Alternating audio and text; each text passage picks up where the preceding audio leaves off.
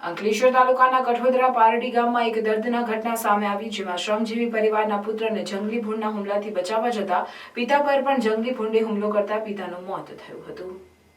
કઠોદરા પારડી ગામના કનુભાઈ પરમારના શેરડીના ખેતરમાં કાપણીનું કામ ચાલી રહ્યું હતું।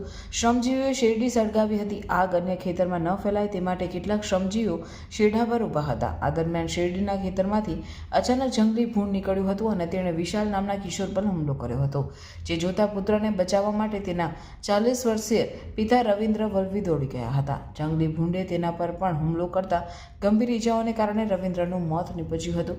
ઘટનાની જાણ થતાં પાનોલી પોલીસ તરત જ ઘટના સ્થળે પહોંચી ગઈ હતી અને મૃતદેહને પોસ્ટમોર્ટમ માટે ખસેડવામાં આવ્યો હતો। નોંધનીય છે કે અંકલેશ્વર અને ભરૂચ જિલ્લાની હદ પર આવેલા સુરતના ગામોમાં જંગલી ભૂંડના હુમલામાં અનેક બનાવો બની ચૂક્યા છે। ખેડૂતોએ સાવચેત રહેવાની સાથે તંત્ર પાસે જંગલી ભૂંડના ત્રાસ સામે યોગ્ય પગલાં લેવાની માંગ કરી છે।